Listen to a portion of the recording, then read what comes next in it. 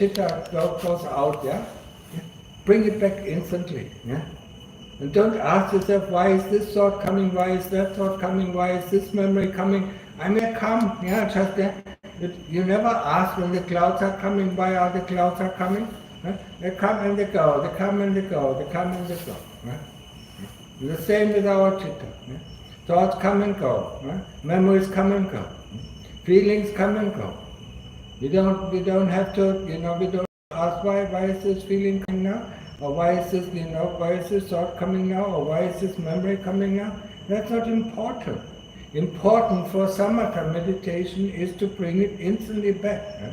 The only exception for samatha meditation is when we sit long enough, and the pain becomes too strong. Then we start to investigate the pain. Yeah? First of all, we feel the pain. Yeah? Feel it in the whole body. Yeah? Feel it, breathe it in. That is pain. Yeah? That is the feeling of pain. There is pain. Yeah? Now we want to know where exactly is the pain. Yeah? Is it in the right knee or left knee, or is it, where is it in the back? Yeah? Then we go to this place. Yeah? And then we look, is it in the skin? Is it in the tissue? Is it is it in the tendons? Yeah? Is it in the muscles? Is it in the bones? Or is it in the flesh? Yeah? Where is the pain? Because when we get up, the pain is gone. How can it be in any of these, parts of the body? Yeah? But we get fooled by it. Yeah? We get up, the pain is over. Yeah? But that doesn't mean that we understood what is pain. Yeah? So we want really, investigation is really to want to understand what is this, for instance, what is pain? When we investigate the body, what is the body? Yeah? Which part of the body, there are 32 parts of the body. Which part of the body do you actually call a body? Nothing. Yeah? Only if you assemble it correctly do you call it a body. Yeah? A body without a heart is not a body. Yeah? A body without a brain is not a body. So, we want to know, we want to understand, but not with our brain. We want to understand by seeing it, seeing it clearly. So we chop up the body and put it in front of us, and then look at the body part. So where's the body then? Ask yourself, and what knows that there are body parts out there? What gives the name to the body part? Who is there who sees this? Even if we close our eyes, we can see it, with our inner eyes. It's the same thing when we do investigation of the body. We take a sharp knife, and then go down, and then pull off the skin and look what is behind the skin. Then pull off the tissue, what is behind the tissue. Then cut out, the tendons and the muscles, what is behind that. And then look, when we go lower, look, what kind of organs are there. We want to see it with our inner eyes. It takes a long time. So in the beginning we might practice when we look at the anatomic atlas, we look at some of the pictures, and then we keep our attention on this picture for a few minutes, until we can reproduce it, and then we look at it. We keep that. And we ask the question, what is it? It's the same thing. What happens? We can go through our life. What happens when we are born? Go back in time. When you went through the small channel, and then what happened then? Go through birth, go through, through educating this body, through training this body, learning to walk, learning to talk, and so on, until you come to this age, and then go until you die, Look at this, because that is the human life. That is the human life. We get old, we get sick, we are born and we die. But it's the body that dies, it's not us that dies. That is something we have to understand. The body is the body and the chitta is the chitta. The chitta, is, you can call it the program, of this robot, the biological robot that we call body. The problem is we are born in the body and we die in the body and we never get out of the body. That's why we need to have some exercises, to put these things in front of us. Body is one of the things. Thoughts are one of the things. There is a thought. It's not me, it's not mine, it's not myself. It's anatta. There's a feeling. Then I can look at it. Then I can observe it. What happens? The beginning, in the middle, and the end. Feelings constantly change. Sometimes we have a good feeling. Sometimes we have a bad feeling. Sometimes a neutral feeling. Observe it. When you do investigation. Or memory. Okay, memory pops up. Then the problem is we ask, where is this memory coming from? That's not the right question. The memory comes from the chitta, and from the kilesas pull it up. They want to distract ourselves. They want to distract us from the important thing. From the important thing, that be it samatha or be it, getting through to investigation to really understand what is going on. You have to understand it's a tedious process. Last time I said it's a tedious process, and people give up. Because we are educated, especially when we come from the West, we are educated to use our brain in all sorts of things. We want to understand, so we read books, or we learn from this person, or we learn from that person.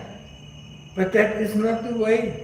The Lord Buddha never said, at the time of the Lord Buddha there were no books, and there were no scholars, So what did he tell us? Samatha, training the mind to get calm, completely calm. And when the mind is calm, it is like clear water. It's like a clear pond without wind, that curls the surface, or without rain, that makes the surface, impenetrable. So we can see, when the mind is calm, we can see to the ground. We see what is on the ground, what is on the ground in our chitta. What brings these things up? Because the moment rain comes, the dirt comes up. When the moment wind comes, other things come up. And that's the same thing. We see something and things come up. We hear something and things come up. So we don't know what is on the ground of the chitta. If we know what is on the ground of the chitta, then we can remove it. That is the whole. We don't have to understand a thing. We just have to look, observe, and but it is too difficult for us. It's much easier. Okay, I understand. But this understanding within 5 minutes, it's gone. And then you think, what did I actually understand? Nothing. So you have to recall your memory, of what you thought you understood.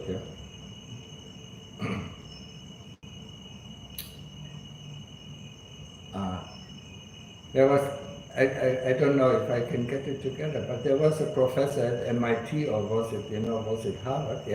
A math professor, and then he gave a lecture on mathematics, or advanced mathematics, and then in the end, he asked the students, did you understand it? And the students said yes, And then he told them, you only think that you understand, You did not understand what I was teaching. You only think that you understood what I was teaching, So when we read the suttas, when we read the Buddha's teaching, we think we understand. When we hear people, talking, we think we understand. But it's not the same as if we really truly, with our heart, see the truth for itself. Because once we see the truth, there is no question anymore. We cannot doubt it. If I have an experience, no matter what kind of label I give to it, the best thing is no label. But I know this experience happened. And nobody can take this experience from me. If you have a certain kind of understanding, or if you think you understood something in your practice, you think you understood something, and then somebody comes up and says, no, that's not true. Then there's doubt, infinite doubt. Maybe I did not understand. But if you understood something with the heart, or through the heart, the whole world can come and say, what your experience is not true. You know it's true, because you have experienced it. And to get to that, I mean, it is a hard way, it's a tedious way, and with a lot of effort, with a lot of continuous effort and endurance, and not giving up, we can get there. Yeah? But we have to, we have to let go of the outside world. Yeah? We have to let go of what other people think, what other people do, and just look at ourselves. Yeah? What we are doing, why we are doing it, and what the result of our doing it. And then, then we slowly, when we have a calm mind, when we have sati, we see what is going on. And we can let go of the unwholesome things because, we see it, it's unwholesome. Yeah? And once the chitta sees and understands it's unwholesome, it lets go of it. Yeah? I mean, everybody, a lot of people in the West talk about let go, let go, let go. I mean, that's why I came here to Thailand, because I said I cannot let go. There is no function in the brain that can tell me to let go of my greed or my hate or of this or of that, my views and opinions. Yeah? And then when I came to Wat Papantat, maybe 1 year later or 2 years later, Lungta Mahabodha said, in a talk in the morning, and I was listening. Yeah? He said, some people teach, letting go. There is no way to let go. Yeah? Tell an ant, who is on the ceiling, and then he gave this example. Tell an ant on the ceiling that wants to go to the floor. Yeah? Well, just let go. It falls to the floor. It doesn't break anything because it doesn't have bones. Yeah? But the ant doesn't know let go. The ant only knows, to take one step forward, then it goes down on the side, until it reaches the floor. Yeah? And that is the same for us. We cannot let go. Yeah? When we don't have to indulge, Yeah? We can not do things, where we think, it's not wholesome, but we cannot let go of the desire to do these things. Because this desire always comes up, yeah? And we don't go for it, it becomes weaker and weaker, but it does never disappear, yeah? It only disappears through our investigation, yeah? Looking at the bottom of the heart and see what causes the desire to come up. That is the way of investigation. Letting go is impossible, yeah? I really don't know. It would be so nice, yeah? I would like to let go of this body, but this body, keeps coming at me, and then it is hungry, then it is tired, then it is thirsty, yeah, then it grows old, and it develops pain or develops illness and sickness, yeah. I cannot even control this body, yeah, because the body has its own momentum, just like the thoughts, and the feelings, they come and they go, yeah. But there's a reason why they come and there's a reason why they go, for sometimes, and then we can look at it, yeah. When always the same kind of thoughts or same kind of memories come up, then we can investigate this kind, yeah. But normally we just let it go, and we just, don't pay any attention to it, yeah. And then go back to the Buddha, or go back to the breath, or go back to the object of investigation, yeah. Sometimes I was sitting in my meditation and said, not interested, yeah. Because they were shooting at me, from all sides, from behind, from front, from sides, and I said, no interest, until it calmed down, yeah. And then I came back to my Buddha, or back to the breath, yeah. Sometimes you have to shoot them down, yeah, like this, yeah. Not interested. It's like a machine gun. No interest, yeah. But, yeah, there's one thought that grabs our interest, and then we are gone, yeah.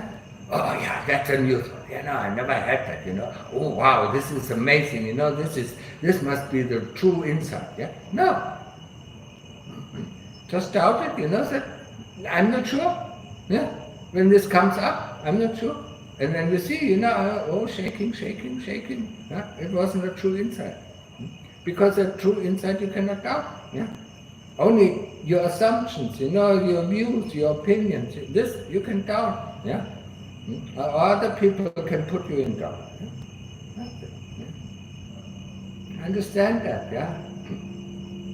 So our practice is, first is to bring the mind calm, to see the bottom of the heart, and then to investigation. And mostly investigation of the body, because within the realm of the body, within the realm of the six senses, there's greed and hate, yeah? So we need to get rid of greed and hate, through investigation, yeah? We cannot let go of greed and hate, it would be nice, yeah? Turn it off, just like, when you sit in the car, turn off the engine, and nothing happens, yeah? Yeah? But we haven't found this button, yeah? Or we haven't found the key to do that, yeah? The only option we have, is go down the rabbit hole, and investigate and see what is at the bottom of the heart, see what causes this desire to come up, yeah? Investigate the body, because, we are attached to this body, we love this body so much, yeah? Yeah, constantly care. Do I, in the Zoom session, do I break my leg, when I sit in half lotus, yeah? Or do I break my back, yeah? I said, when you sit and watch TV, you never ask the question. Or when you sit down and have a meal, you never ask this question, yeah? These things come up, in the beginning of our practice, yeah? The only thing that you can break is the power of the kilesa. And that's exactly what we want to do. We want to break the power of the kilesa so that they don't have so much reign over us. Yeah? Understand that? Yeah? Okay, so I guess that's enough for today. Now if you have some questions, go ahead and ask. Yeah? Is there something coming from the audience? Yeah? I had two questions. Yeah? One thing is Aparna Samadhi a necessity No. for becoming a Sotapanna? Yes. And second one is... You have to understand, why? Because, the path moment itself is just like Appana Samadhi, but it goes a little bit deeper. Yeah? It goes directly into Nibbana, there you realize Nibbana. Appana Samadhi is the preview of Nibbana, but the path moment is actually experienced Nibbana for a very short moment. The Sotapanna experience it for a very short moment, the Sakadagami also a little bit longer, the Anagami for a longer moment, yeah? And the Arahant, of course, will always be then in Nibbana. Yeah. Ajahn, so what is path moment and realization? Yeah, I just said it goes a little bit deeper than Appana Samadhi. But when you go very deep, you can go into Appana Samadhi through investigation. When you investigate the body, the mind can become extremely still. Yeah? You can go into Appana Samadhi through investigation. Yeah? So if you do the correct investigation, you don't have to worry about training Appana Samadhi. You can go through this. Yeah. Can we do it also by using pain as investigation? You can, pain investigation, yes, you can go into Appana Samadhi in pain investigation, yes. Yeah. But it takes a lot of endurance. Ajahn, on a related note, for the self-identity fetter, Yeah. It says that we don't, any one of the khanda, if we take, whether it be body, feeling or anything, if we are able to differentiate the chitta away from the khanda, Yeah. then the fetter would be lost, cut. Is that correct? This can happen. That will only happen to the Anagami, in this, I think, what is it? the 8th fetter or the 9th fetter is restlessness, the 10th fetter is avijja, and the 8th fetter is self-identity. So, to distance yourself, to distance yourself from greed, hatred, and from the senses, that you reach through anagami, yeah. But then you still have the higher fetters, yeah. And one of the higher fetters, the eighth fetter, is identity view. It is very, very light view, yeah. I mean, you think of yourself lower than others, you think of yourself, higher than others, more accomplished than others, or you think of yourself, to being equal to others. That is the self-identity view as the eighth fetter. And then I'm talking about the third one required for being a Sutta. What? The third one required for being a Sutta. That is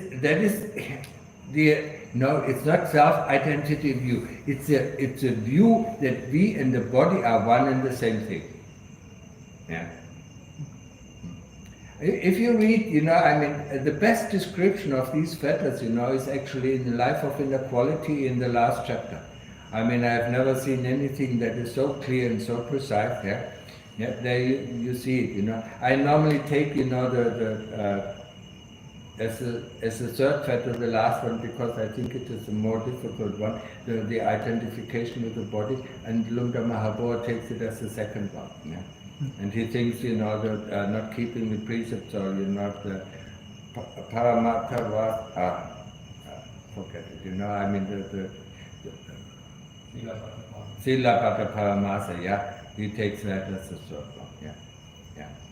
So keeping our precepts, trusting, that there is karma and that there are results of karma and there are beings in heaven and hell, and that there is hell in heaven, that gets rid of the first fetter and the second fetter, and then we only work on the third fetter, yeah.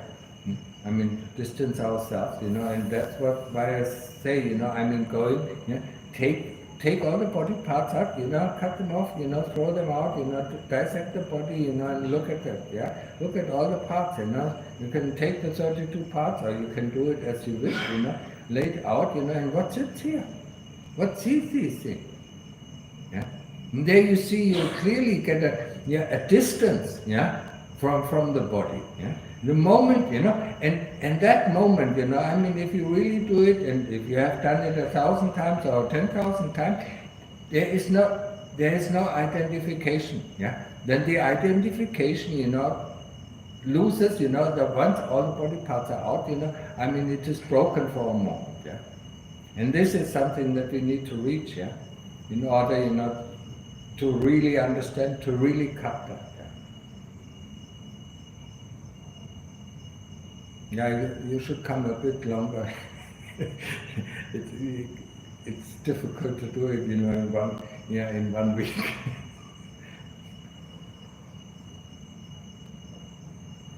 Okay, that were your two questions, or? Yeah, actually, I was saying, if the chitta sees the body separately, then if the chitta can see the feeling separately, using pain investigation, it gets the same effect. Yeah, it has also an effect, yes. Okay. Yeah, so that can also cut down that fetter. It won't, only bodily feelings, yeah. Bodily feelings it will cut down, but it's not the same, you can distance yourself from feelings much easier than from the whole body, yeah. Because the moment, you come out of samadhi, this hurts, yeah, you're concerned about the body. Did I break my body? That is concern about the body, yeah? So, you haven't broken, that fetter yet. Yeah. You still look after, after you've broken the fetter, you still look after the body, yeah? There's no problem, but you never worry about, and you don't worry about death, and you don't worry about all these things, about sickness. Oh, do I get cancer, or do I do this, or nothing, yeah? That's not a worry anymore, but you will, of course, you will feel the pain, and you try to remedy, if there's a remedy for it, yeah. But the concern and the worries about the body are gone. because you clearly see it, it's just like, I mean, you have a car, in India, okay, it's a car, yeah, fine, hop in, hop out, take care of it, put oil in it, put water in, put gasoline in it, as long as it's run, when it is gone, I put it to the repair shop, then you get it back, and you drive it until it's, really don't worry about it, yeah. Okay. Any other question? Yeah? Yeah, I have a question for the body contemplation. Yeah. So when we look at the body part, should we always put that in front of us, or should we look at the body part inside of us? That is up to you. Yeah. I mean, when I, for instance, when I did, when I used a scalpel, and I cut open, I saw how the blood was dripping off, and then I slowly pulled it, I didn't take it out, I looked, what is there, I looked like I look in the mirror, I take off my skin, and then I take off the other things, until, take out my eye, look at it, take out this, whatever you want, yeah. I mean, both of that is perfect. But are we also looking at having some feeling associated to that? For example, Yeah. if I touch my organ or something like that, do I need to have a kind of feeling of the touch or the pain or the... I mean, you can have a feeling, but mostly it's a feeling of disgust. Yeah. But that comes normally because we're interested in body investigation, we're really interested, it's just like a puzzle, I mean, we look at the bits and pieces, we are really interested. But after body investigation, when you come out from the body investigation, a lot of hate or, disgust comes up, yeah? Then, you've done the body investigation correctly, yeah? So this comes after the body after. Not during the... Not during. Because you're interested, yeah? You want to see, you want to understand, this interest, I mean, leaves all the things out, yeah? And the more clearly you see, the more, when you come out, yeah? And then you kick a tree, or you kick this, I mean, because you're so angry, yeah? The kilesas are angry, yeah? Because you destroy the tool, yeah? You destroy the favorite tool of the kilesa, and that is the body, yeah? I mean, try, when you have nephews and nieces, try to take their favorite toy away. Huh? How do they react? Angry. Yeah? Because they love it. Just like we love it, yeah? Okay? So you also mentioned that we can enter the apana samadhi when doing body investigation. Yeah. It's like the concentrate on a skull or this kind of work? Yeah. Yeah, but you have to ask, you have to go very deep, yeah? I mean, you have to ask questions, about the skull, about the process, about, the four elements of the skull, and the consistency of the skull.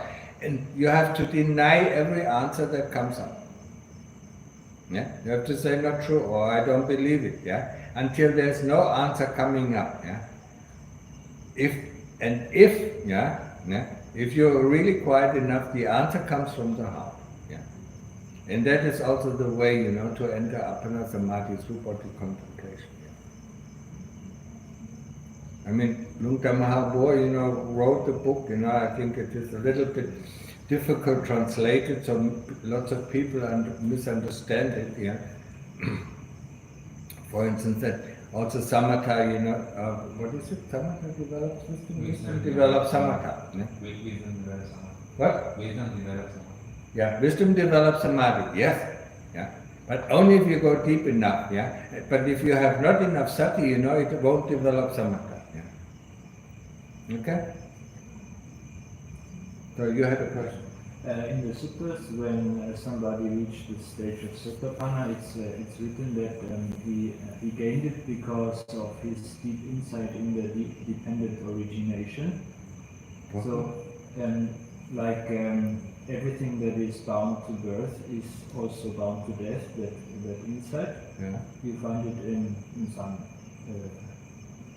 texts in the sutras. So I think when somebody often contemplates that fact that everybody or everything which is bound to birth is also bound to death, Yeah. and that is also if somebody practices that often, this is also a door to stream entry, or is that not correct? No, that's not correct. Okay. Because I mean that that's true for all the 5 khandhas. Eh? You still associate, you still think, you're part of the body is part of you. Yeah. Okay. So you really have to get it. Yeah. This is one thing, that is important. Yeah. I don't trust all the translations there are of the sutta. Yeah. Especially then if they are in German. Okay. It is so ridiculous. Yeah. Some of the translations that in German. Yeah. If you want to read it, then read it in English. There are some. The book from Pico Bodhi. That is a little bit better. Yeah. Yeah. No, for Sotapanna, you have the 3 fetters, and the fetter is the view that you and the citta are one and the same thing, and you have to cut that out. Yeah. Of course, you can say the body is impermanent. Yeah, okay, and then I just have another body. Yeah. Yeah. The body is the body, and the citta is the citta, and the citta, the citta is the driver of the body. Yeah. So you have to get out of the body, or you have to put the body out so that you can see it. Yeah. Okay? So, any other questions from Singapore or from Germany? No?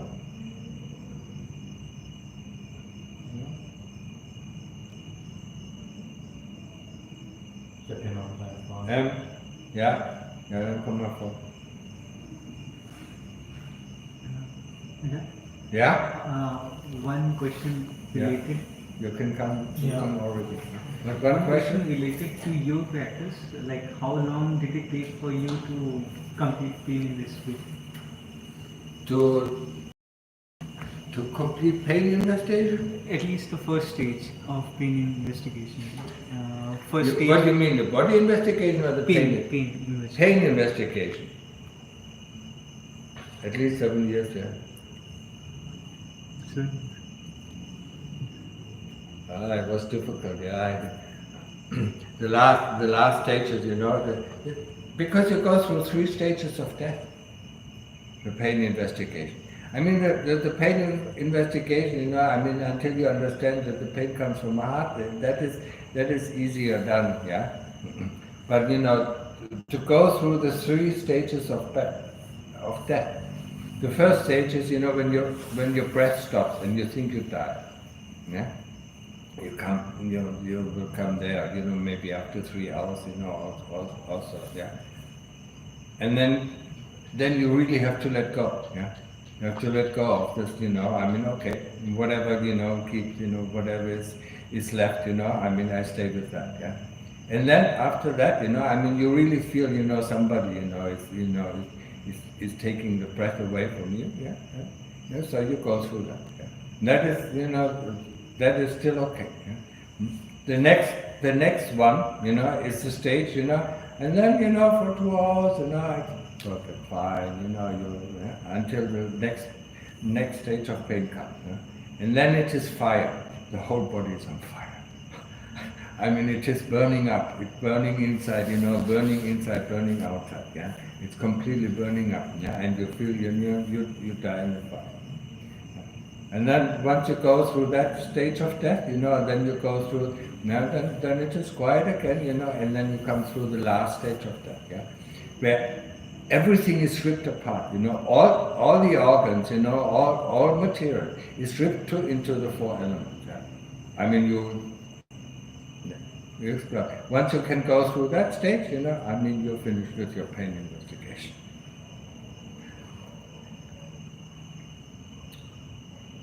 Okay?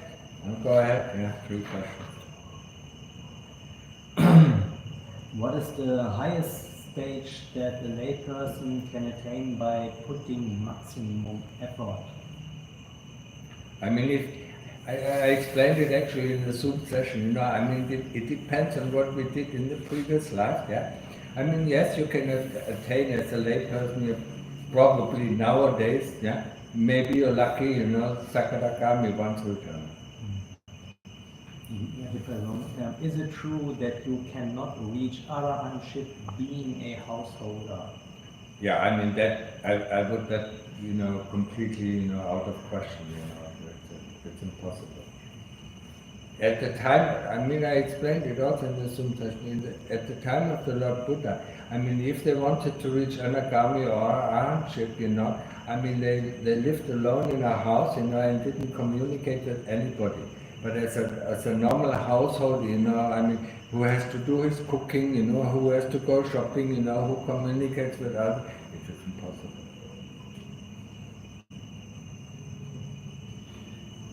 Nächste Frage. Does your practice picks up from where you left off after you die and get reborn? Or do we have to restart developing all our samadhi and wisdom again? No, because then, I mean, there would be no Buddha ever, no Arahant. Yeah. No, we pick up from where we started off. That's why some people, I mean, it is very seldom, but it does happen. Yeah? Some people who were at the door of stream entry, but couldn't finish it in this life, in the next life something happens to them and they can, without any practice, enter the stream. But it is, I mean, if you want to know exactly how it is to pick up the things, you still have to put some effort. It is like learning a language, I learned French, and I was quite fluent in French, But, I mean, after 20 years of not speaking it, I still can understand a little bit, sometimes speak a little bit, So it would take me an effort of at least half a year or a year to go back into the fluency, And that is the same thing with samadhi. It will probably take you 1 year or half a year, to go back into the same state, from your previous life, Understand that, Because while we are doing, while we are going into the next life, if it is a human life, I mean, how many other lives have you done before? So many memories, so many feelings, so many things came up, So to go back to the previous stages, of practice, I mean, takes a little time, But I wouldn't think more than 1 or 2 years, of really putting effort in the practice, then you come back to the stages,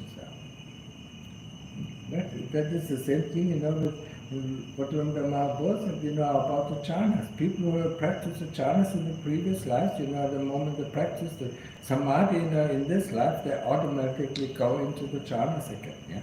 But if you have never practiced the jhanas in previous lives, you won't end up in the jhanas. You will end up in samadhi. Okay.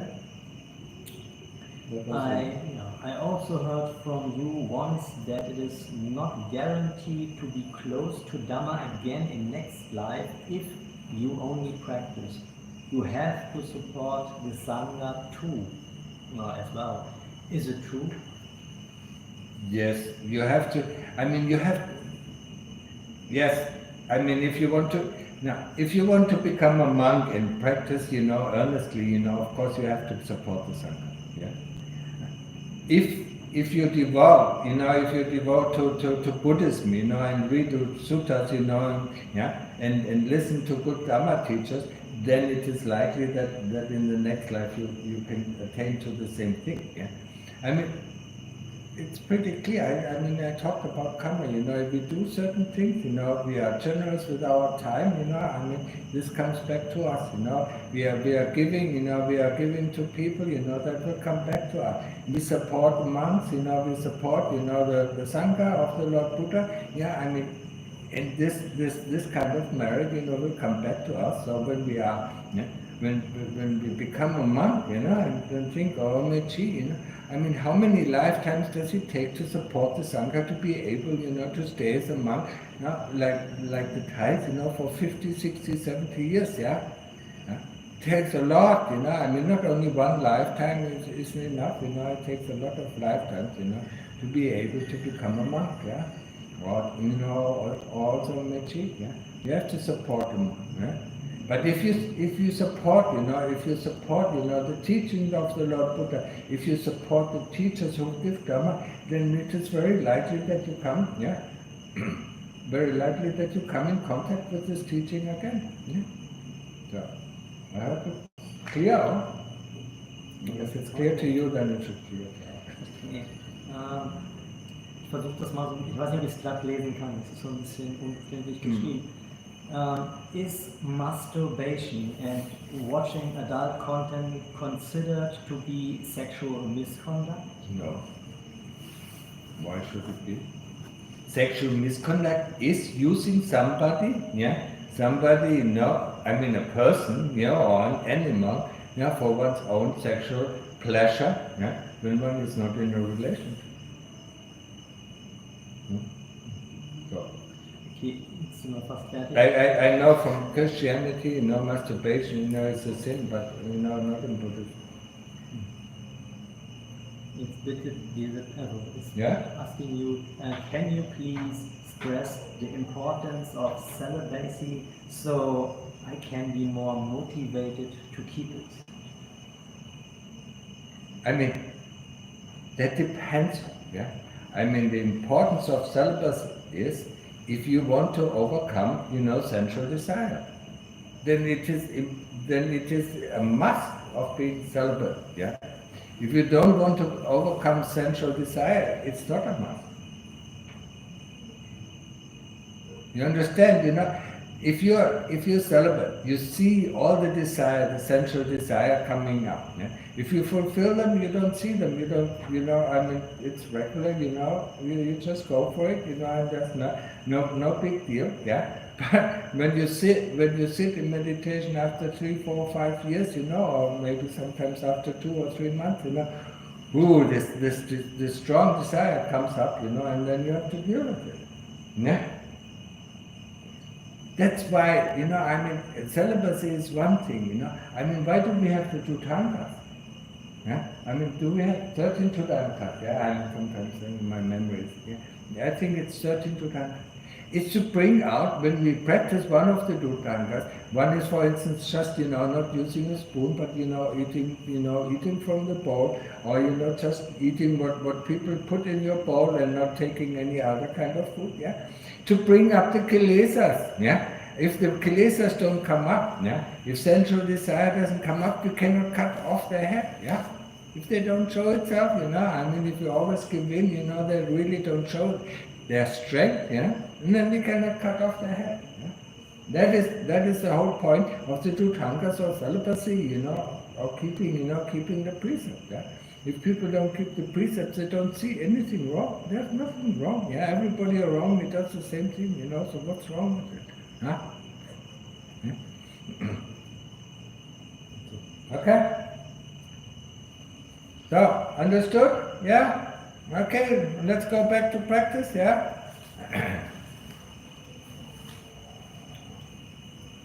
Use the time wisely, I mean, it's a perfect place, I mean, now over the new year, it is a little bit louder or a little bit more noisy, but after probably on the second or third, it will die down again, They love, the Thais just love to have fun.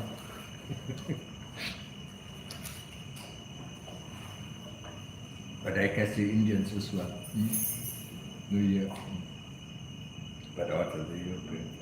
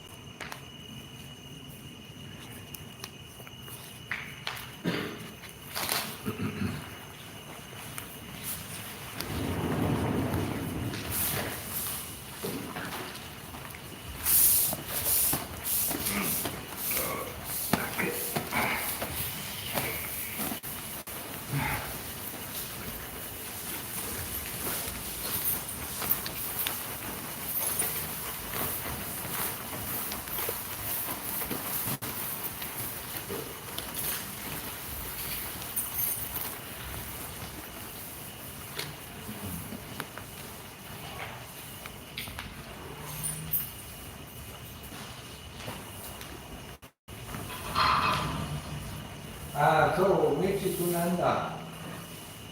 In der Zeit über 9 Jahre, wo so viele Leute kommen und praktizieren wollen, das ist vielleicht besser, wenn wir jemanden ขอยุติการถ่ายทอดสดไปเพียงเท่านี้ก่อนนะครับ ขอความสุขความเจริญในธรรมจงมีกับทุกท่านที่ติดตามรับชมนะครับ สวัสดีครับ